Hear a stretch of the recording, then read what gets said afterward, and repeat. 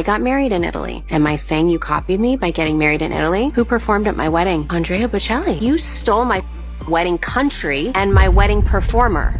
This is the real American horror story Kim Kardashian wishes would stay buried. Picture this. You've got it all, your dream life sitting pretty in your hands, until your ex-husband steps out with a knockoff version of you, fresh off your longtime crush, publicly embarrassing you. And after years, yes, years, of whispers that you've been spilling inside secrets from your own empire, you find out the billionaire you thought was your golden ticket to the next level, your so-called fairy godfather, pulls a cold move. Instead of helping you, he hands the opportunity straight to your younger, hotter, and, let's be real, more culturally relevant nemesis. Ouch. Somewhere right now, Kim's gotta be fuming, and we have gotta get into it. Word on the street is Kim's losing it, plotting how she could even sue Jeff Bezos himself. Honestly, if this is real, I'd pay good money to watch it go down, just to see something the Kardashian PR machine can't spin their way out of. Because if there's one man who won't fall for the smoke and mirrors, oh honey, it's Lauren Sanchez's husband, Jeff Bezos. They're saying this is all over him, ghosting her on a potential Skims investment and a stake in her private equity firm. That's not even the whole tea. Rumor has it that all those recent headlines about her flying to Mexico for stem cell treatments or making a flashy Skims launch are just distractions. Distractions from the fact that Jeff Bezos completely played her, and not in the way anyone expected. So here's the quick rewind before we hit the big stuff. Kim shows up at Jeff and Lauren's wedding, yes, that wedding, where the guest list was stacked. Sydney Sweeney, front and center. And let's be honest, the cameras couldn't stop catching her face. Meanwhile, news breaks. Pete Davidson's expecting a baby. Now, why would that even rattle Kim? I mean, who's lining up to have a baby with Pete Davidson? Not even Pete seems to want to have a baby with Pete Davidson.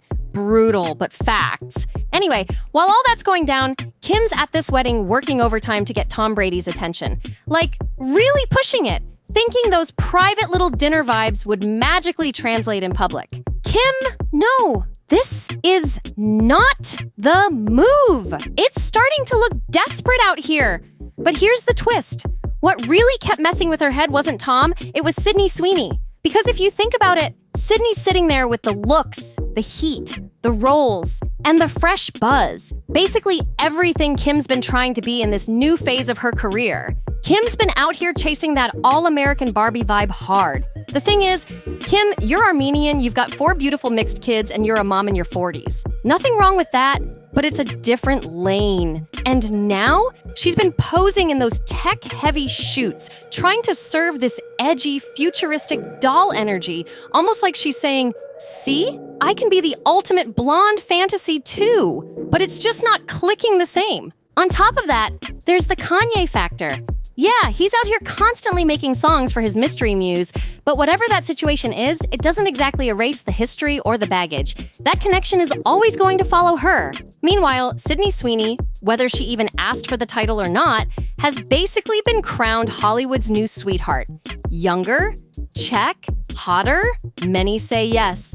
Body? Natural. And while beauty's always subjective, people can't deny her face hasn't been through the same transformation rumors Kim deals with. To a lot of the public, Sydney feels authentic. And at nearly half Kim's age, the comparison alone hits hard. From the outside, it looks like Kim should be spiraling over this, but insiders are hinting it's way deeper than just jealousy. And the sources digging into it, let's just say they've uncovered some angles that might flip the whole narrative. Sources are whispering that this whole situation runs way deeper. Word is, Kim's been working on Jeff Bezos for a solid 2 or 3 years, pretty much since her Pete Davidson era. When she launched that private equity firm, insiders say she was banking on a massive investment from Bezos himself.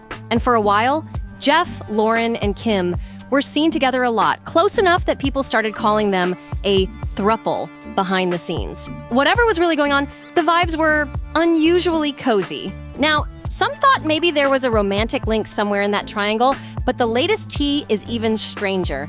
Kim's a Kardashian to the core, meaning if the opportunity is lucrative enough, she's going for it. And honestly, she's pulled bolder moves for less. If Lauren had truly wanted Kim by Jeff's side, Kim would have been there, family ties or not. Let's be real. The woman has never been shy about cutting certain connections if it means leveling up her position. One thing about Kim, she's always been drawn to a perfectly polished, surgically refined look, and she's just as drawn to big money. That combo, it's exactly why this Bezos situation is making people talk, and why it's starting to look like there's more to this than just a missed business deal.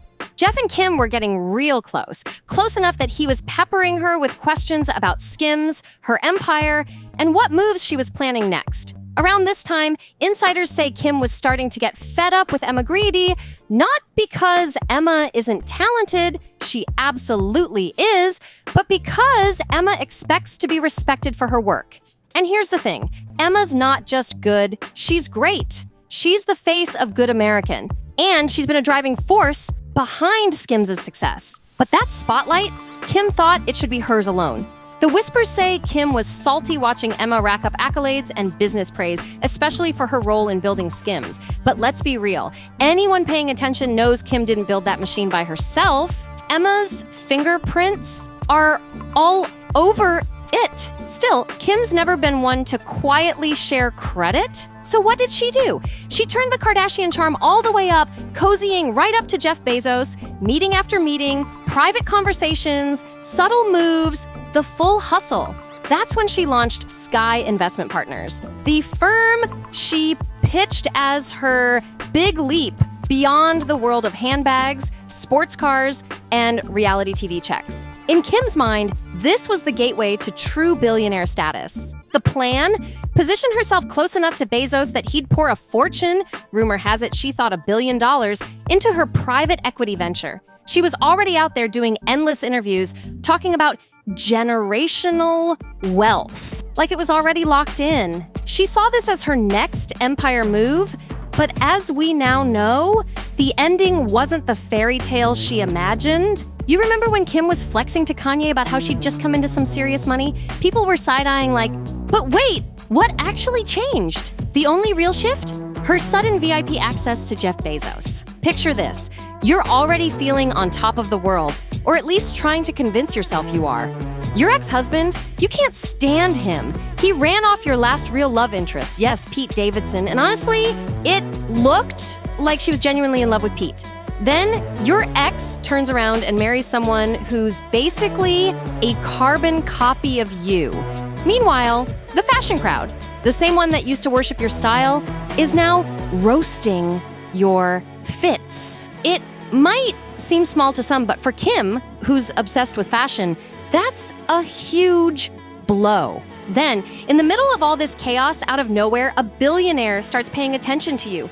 Not just any billionaire, Jeff Bezos. He's asking about your brands, your moves, your plans, and you're thinking, this is it. This is the play that flips everything. You've always leveraged relationships to get access, to get influence, and this time, the goal was bigger than fame. You wanted the kind of money that cements power, the kind of money that puts you above the headlines.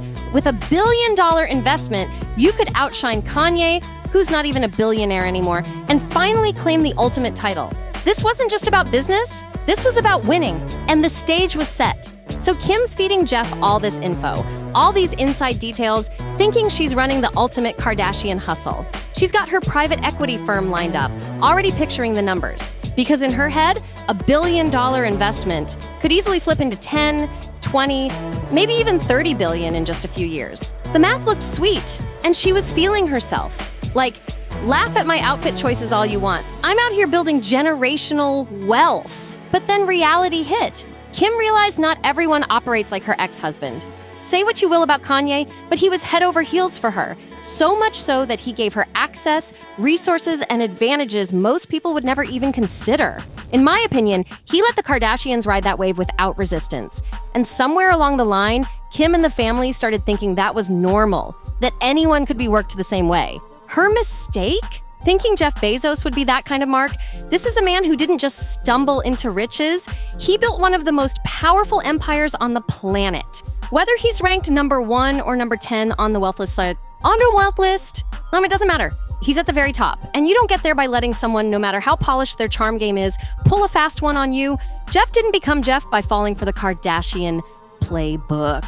Here's the kicker. The Kardashians, in my opinion, treated Jeff Bezos like he was just another Kanye, flash the smiles, flaunt the glamorous life, sprinkle in a few exclusive invites, and boom, they'd have the keys to his kingdom. In their minds, that billion-dollar check was already halfway in the bank. But instead, Jeff flipped the script. That massive investment Kim was banking on, the one she thought was locked and loaded, went to someone else entirely. Sydney Sweeney. Yes, that's Sydney. The same one Kim couldn't seem to escape seeing everywhere. The same one people whispered kept showing up in the orbits of men Kim had her eye on. Whether or not Sydney was actually sliding into anyone's DMS, she had clearly captured Jeff's attention in a big way. And the twist of the knife? Jeff didn't just give Sydney his time, he gave her the billion-dollar opportunity Kim thought was hers, all those business secrets Kim spilled about Skims, all the plans she hinted at, like pushing certain people out, regaining full control, maybe even teaming up with Amazon. She imagined that as her master plan to build undeniable generational wealth. Instead, Jeff took that blueprint and handed it to Sydney. He's putting $1 billion into her lingerie venture, arming her with Skims' playbook, Amazon's global reach, and the kind of resources that can crush a competitor overnight. The goal? A Skims dupe with Bezos backing, and the power to go head-to-head with Kim's empire. And that's when Kim learned the hard truth. You don't hustle a billionaire like that, but oh, there's more.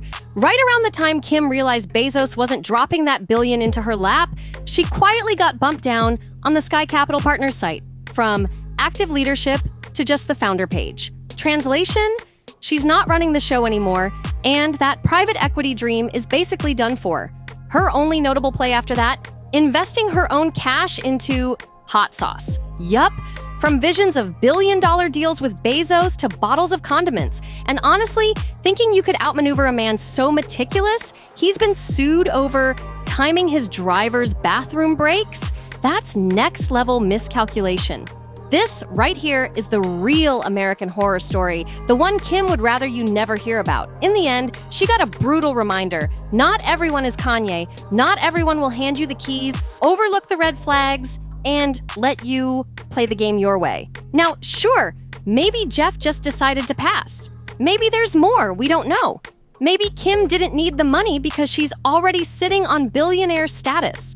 But something tells me she wanted that Bezos backing badly. And losing it to Sydney Sweeney, that's gotta sting. So, what do you think?